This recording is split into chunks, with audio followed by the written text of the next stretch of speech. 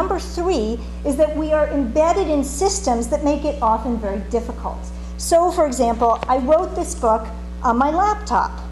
And I love my laptop. I couldn't do my work without it. Well, it's kind of a love-hate relationship, as members of our staff will tell you, because I carry it in for them to deal with, since I can't deal with any problem that arises in my laptop. But my laptop is filled with toxic chemicals that have been mined in unsustainable ways, that may have been put together in a sweatshop overseas.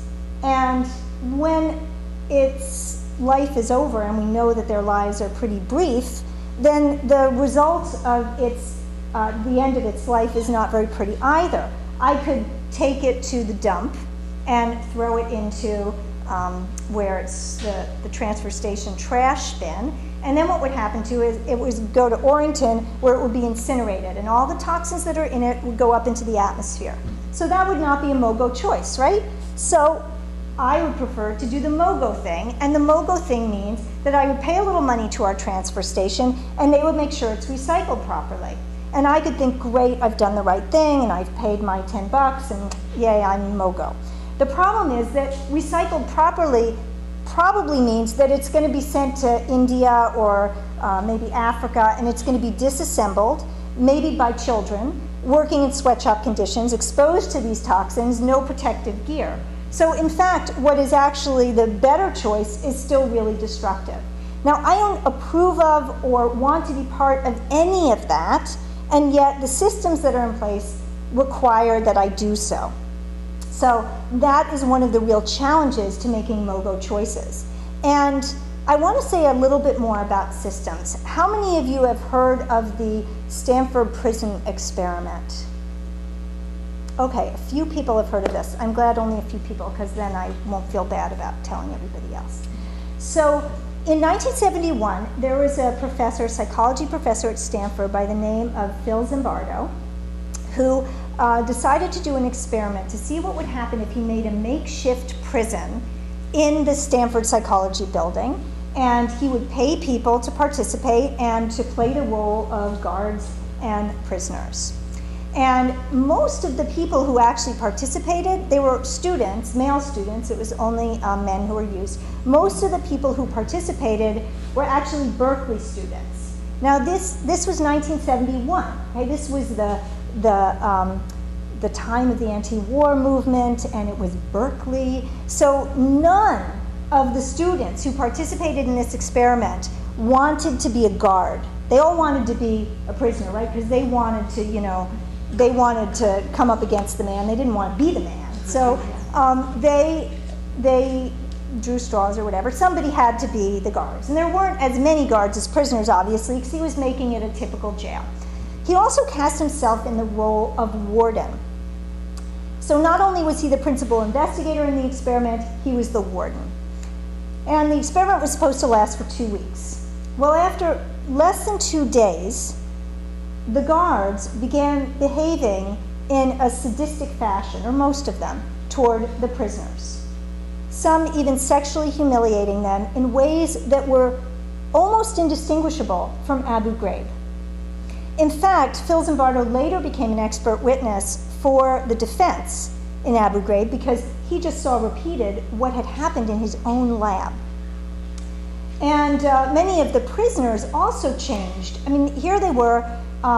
The guards had sticks but no other weapons. The prisoners did not fight back. They did not rally together to stop what was happening. They went along with it. Some became ill, though. One broke out in full-body hives, had to be taken to the hospital. So the prisoners began changing. The guards began changing. Remember, nobody wanted to be a guard. And Phil Zimbardo himself, in the role of warden, began changing. And he even lied to parents and manipulated parents who came on the visiting day to see their children, or one in particular who was upset by the condition of his son. And Phil turned to the father, the husband, and said, "Oh, don't you think your son can hack it?" You know, and then the mother sort of shut up, and the son stayed there, right? So even Phil, who is a very, very kind man, and who has dedicated his life in recent years to trying to change things for the better, he saw himself change. Of course, he didn't realize that. He wasn't aware of the changes that were happening until on day 6 of the experiment, only day 6, which is supposed to be 2 weeks, he's walking on campus along with the prisoners who are being given some outdoor time. And one of the graduate students sees what's happening and becomes very, very upset. And she's crying. She said, look what you're doing. These are just boys. You have to put an end to this. This is wrong. And finally, through her eyes, he was able to see what happened. He put an end to the experiment. And then he married her. So what did he end up learning and what did he end up teaching based on this experiment? He said that, we may think that we make choices based on our personhood, our temperament, our values, and our personality.